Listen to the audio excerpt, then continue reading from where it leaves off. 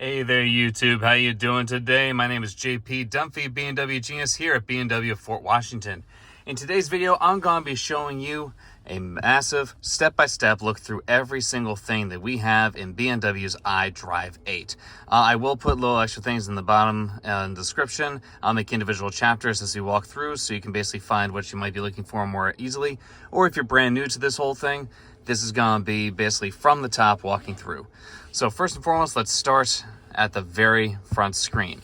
So from your first screen, you have your entire control display. This is where everything that you might need will be found here.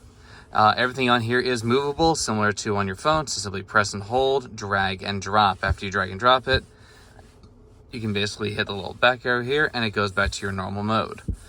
Everything you see here, you have navigation, media and radio, My B&W, which gives you an overview of the car, telephone, weather, as well as other widgets such as route preview. So if you use the onboard navigation, you can get a route preview in its own little window.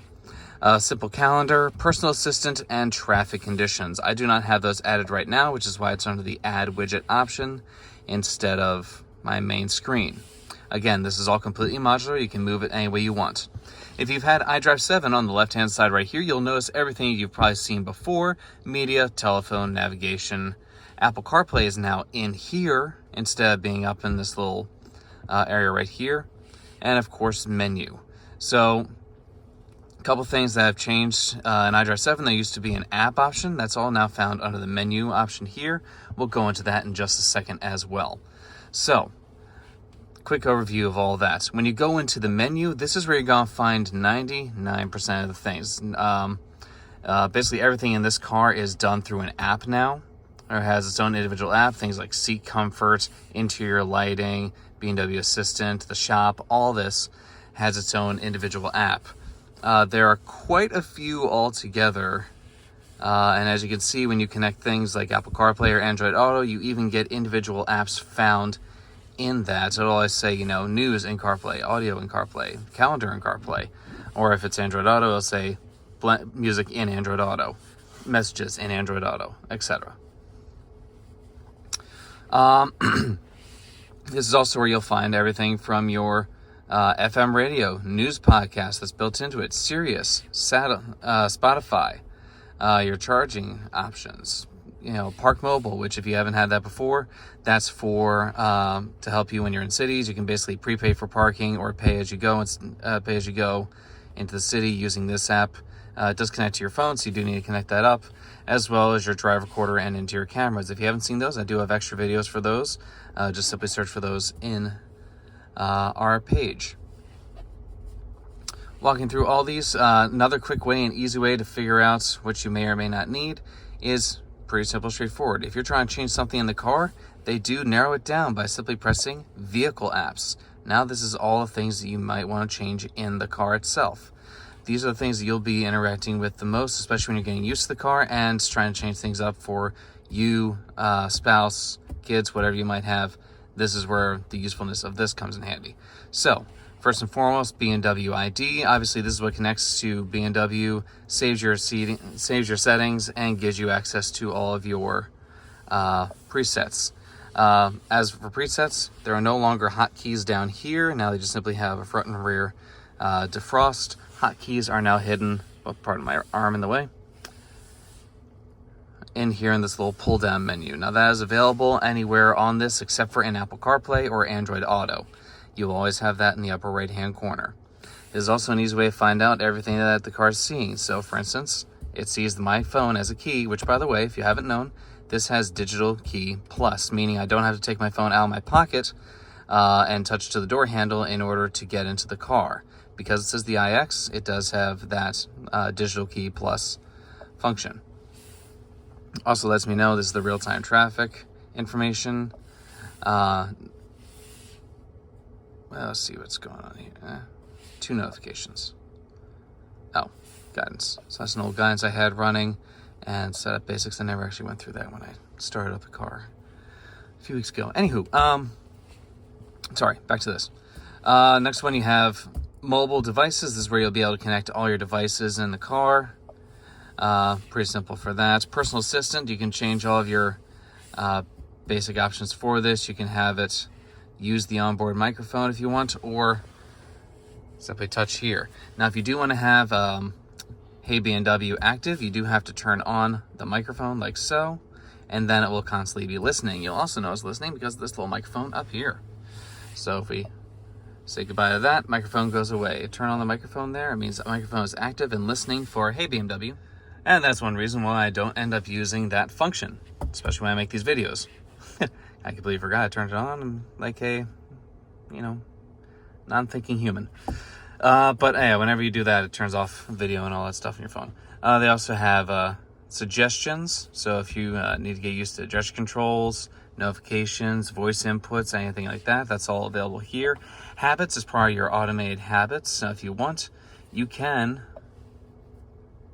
hide private information whenever someone's in the car or if someone's in the passenger seat. And of course, basic settings, things like do you want sound, voice control during when, standard length of outputs. So for instance, you want to change wake word, you can make a personal wake word. Again, I don't have Hello B&W turned on because that's going to be a pain in the butt to do this while I'm video recording. Right, next, my modes. Each of these cars comes with their own individual modes. So you have the personal, sport, and efficient. If you had previous B&Ws, you used to have something down here that was basically Sport, Comfort, and Eco Pro. Now it's personal, sport, and efficient. Personal, of course, you can change more things on. Sport is always your sportiest version. Efficient goes into your efficiency mode. You'll be able to switch through that, and you can also look at the nice, pretty designs they have for each of them. So if you go sport instead, here's the sport design. If you go to efficient, here's the efficient design. It'll also change your main display here. I will make a separate video altogether about the personal, excuse me. I will make a separate video up here about the entire instrument cluster, but in the meantime, I'm just simply going over the main parts of iDrive 8 here. Going back in, then you also have access to your charge modes. Now, if you don't have a charge mode, obviously you won't have this. If you don't have a PHEV or a BEV vehicle with iDrive 8 as they start to come out, this will not be in here. From here, you can change everything from your charge mode, departure time, AC limits, so you can see exactly how many amps you want coming in. Charging target, so if you don't want to charge it to 100%, you can change that. Unlocking the charge cable, this gives you a couple options where you can either unlock it right now, unlock when it's done charging, or leave the cover permanently unlocked from right there. And last but not least, they also have a fan loudness option. So you have a fan on the outside when you don't want that to be super loud. You can basically have it be restricted. Say it, tell it unrestricted, just do whatever you need to do. And always use maximum once, or you can have it on automatic where it just changes according to necessity. That's what I suggest, and that's where I would personally leave it. Seat comfort.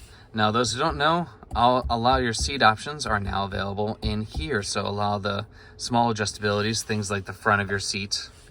It's like, I could change this guy up from right here. Lumbar, boop, width, backrest, and of course the main seat altogether. Now, of course, you do have the ability to change most of these through right here. So as you change the back, move the seat forward, down, up, tilt the front of the seat up and down. Another way to get to this is a lot of these things have hotkeys. This button right here will bring you directly to your seat comfort options. So watch, if I hop out of here altogether and I give this guy a press, brings me straight to here. This is also where you'll have access to setting the seat position, massage seats, and whether you want to automatically set depending on your driver profile.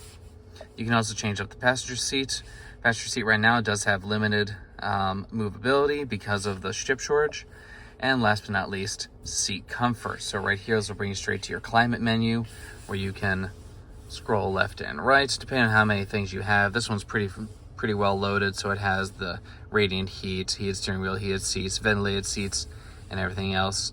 I'll show you real quick this other one. So the i4, for instance, does not have ventilated seats or anything of that nature. It doesn't have radiant heat, so it has fewer options and looks a little more simple. Then, of course, you also have automatic climate. You can turn it on and off for the passenger and driver, or you can just simply touch in here. So if you have it running, let's do, I don't know, boop, all functions on, blah, blah, blah, automatic for the driver's side, not the passenger side.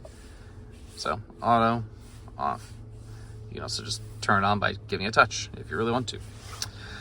With that said, oops, keep going back all the way to the, yeah, I don't need to do that. Live video, this is access to all the main things you have in the car. Now this can obviously be changed. You can find your tire pressures all around, reset them if you want.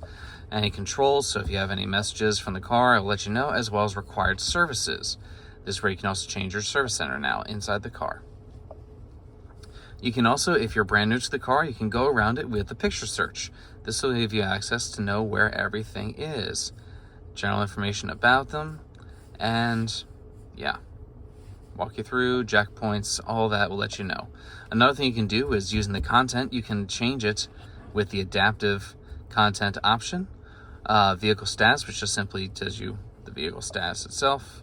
And of course, trip data is available as well, where you can also change things from when you want the trip data to be. You can either have it from the start of your trip, aka from the first, when you turn on the car till you turn it off, since your last charge, or if it's an ICE engine, it'll be since your last refill, regas refill, since the factory, or since individual. You can also reset your individual from right here. So if you're doing a long trip, you want to know the entirety of your efficiency from here all the way to South Carolina and back, use individual. Otherwise, you can use any of the other options you have. All the cars will have those 4 options. So again, that's starting from the top. You have trip, last fill up, factory, or individual. Alrighty then. Boom, boom, boom. Jump out here. System settings. Now this is where a lot of the things that many people used to be used to will find most of their options. From here you can make that automatic. You can set date and time, whether you want 12-hour, 24-hour, language. This will obviously change depending on where you are. Options galore. Personal assistant. This again goes into where the personal assistant bits are. Time period for trip data. Again, we were just in there before, so if you want to reset all that from right here, you can do so. Basic change of units, everything from electric consumption. You can base it however you want. So if you want yours to look more like a Tesla, you can do it that way. If you want to change any of it, all the units are in here. Sound, pretty easy and straightforward. Surround sound intensity. This one does have the Harman Kardon system. If you do get the Bowers and Wilkins, that is 10,000 times more intense. That gives you 30 speakers altogether, which is an absolutely amazing experience. If you are a sound hound, I promise you, that is 1,000% worth the upgrade. From here, you can obviously change everything else that you're used to. You get an equalizer in here, so you can change anything the way you want. Gesture controls can be turned on and off from right here. Touchpad, which of course is this little guy right here. There is a, essentially that allows you to touch it. Pop-ups, so you can turn them on and off. Gesture controls, notifications. Oh, yeah. Certain ones take you to different apps altogether, which is just a pain in the butt to get to. Remote software updates, valet parking mode, and of course, data, devices, and options. So if you want to hide private information, you can do that from right here. Do not disturb, so no notifications while driving. All that is available right here. Sorry, I just realized I was tilting the phone down. Update all apps and services from right here. You can search for updates. If there are any, it'll upload them. So yeah, no updates. Interior lighting. Another quick one to go from here. Here's your little light for the interior lighting. Touching that little tiny burger right there. So if you've never heard it called a burger before, it basically means it's a menu. You can tell it's a menu because it has 1, 2, 3 lines. You know, bun, patty, bun. Everything right here, you can turn on the reading lights if you want. You can also just simply touch your little guy right here if you want the reading lights. You can turn on, make sure to see if they turn on when the door opens. Change ambient lighting. Touching this goes into all your ambient lighting options. If you haven't seen the ambient lighting options all around, there are significantly more options for that. And with that, I need to cut this a little bit short, but thank you so much. All right then, false alarm. Thought they needed to drive the car for a test drive, and they did not. They just want to look at the color. So with that, back to this. From here, you can change all the lighting, driving, reduce at night driving, lighting events, things like welcome, safety, locking, incoming calls, and charging. All that stuff is very fun and adjustable here, as well as cockpit brightness. Climate control is the same as hitting the climate menu at any time on the car. Just bring you straight into climate.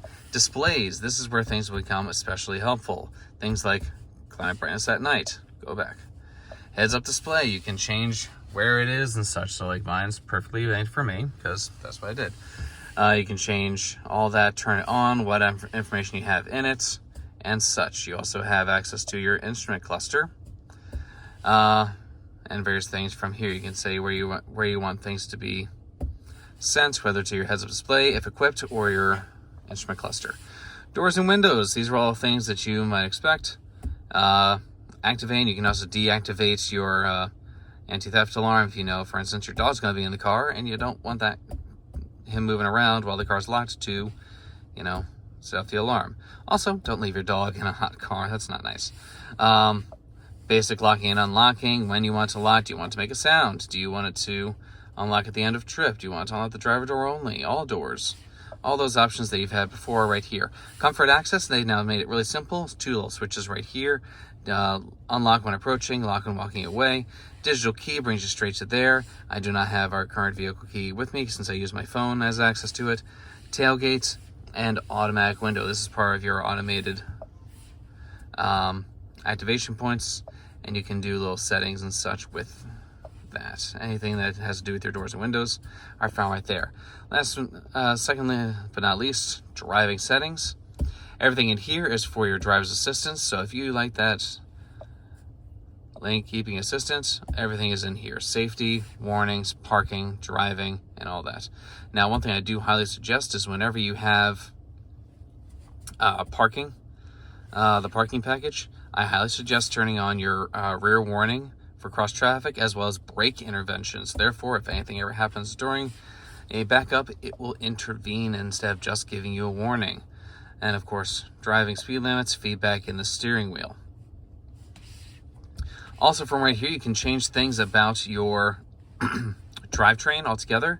So your energy recovery in drive is all adjustable from right here. You have 4 options altogether in the iX. Adaptive, high, medium, and low. Higher means you have more regen. Low means more like a standard car. You use the brakes more. Adaptive uses the front radar system, all in all, to determine whether you have someone in front of you, turns, anything like that. It'll increase the regen on those circumstances. Otherwise, if no one's in front of you, you're driving down the highway, simple cruising will be your best bet, and this gives you that ability. It's also where you can select iconic sounds, where you get the nice Hans Zimmer soundtrack. If you're ever in a very rough situation, drive off support will help you get out of it. And of course, charging brings you right back to our charging options. So as you can see, a lot of these things are codependent on each other and interlinked between each other. Exterior lighting, super simple. So automatic driving lights, parking lights. These guys are for, if you touch this is basically tell you whether you want automatic and anything for your lights. Also, all of your light options that you see right here are available right down here. Little tiny burger right there. So you can manually switch between all of these if you really want to, or quick access to parking lights. In certain states, you're required to use that on the side of the road. Here it is here, as well as additional settings, things like daytime driving lights, one-touch turn signals, welcome and goodbye lights, how long those lights are on, and of course, automatic high beams. Now, something that is missing in these cars, there's no longer the BC button and all that, and automatic high beam button right here. It's now put in through here, so if you set it on here, you don't have to touch a button anymore. It's automatically set. It'll stay set. It remembers. And last but not least, parking. So this is the same thing that comes up during all of your parking views. If you have the parking assistant package, this is what you'll get with that. Your 360 cameras, top-down view, and automatic parking. So from this, you have your basic parking view. Right now, it's currently searching for a parking spot, even though we're not moving. You have the assisted view, which basically gives you a top-down, all the sensors of the car view. You have your front and rear panoramic views. Since I backed up last, that's why it's showing the rear. If I was in drive, it'd show front. And of course, more, you have options like your 3D view, car view, camera cleaning, which is only available when the car is on. and of course, basic options that you have in here. And with that, that is the kind of in-depth kind of walkthrough, talk around for this. Oh, actually, you know what? That's just the menu things. Let's just do the rest. Actually, no, I'm going to do the rest of these guys in individual ones. How to change media, telephone, navigation, and I've already done a CarPlay video in the past. If you guys have not seen CarPlay, it is same as any other CarPlay. It's all right here. So, yeah, that is that. Thanks for being with us. If you found this helpful, please like, comment, share, and subscribe. If you want to see anything else, any other videos, or specifically cover anything, please feel free to leave that in the comments below as well, and I will do so for you. Thanks for being with us. I know this is a longer video, but it's supposed to be for the more in-depth walkthrough of these. Oh, gosh, I'm sorry. I'm sitting here doing the takeout, and I haven't actually showed you your little control bar here. So swiping down from the upper right hand side of the control bar, you do have access to all of your hotkeys. These are all controllable by pressing and holding any key that's in iDrive, and it'll say, do you want to make it a shortcut? That's now where these are called, shortcuts instead of hotkeys. You have your system shortcuts right here, turning off the screen, notifications, privacy, and do not disturb, and of course suggestions based on where you've been recently. I know, gesture controls, sheesh. All those are available right there, and of course anything else that's on here. So for instance, music, give a quick touch, get you quick access to everything here. You can also change your mobile devices and media settings from there. Again, I'll give a deeper dive into all these individual options over here. I just kind of want to walk you through the main menus that you found in iDrive 8 for now. But again, long video. Thanks for being with me. If you stuck around this whole time, good for you. Greatly appreciate you. And yeah, again, thanks for being with us. Have a great night.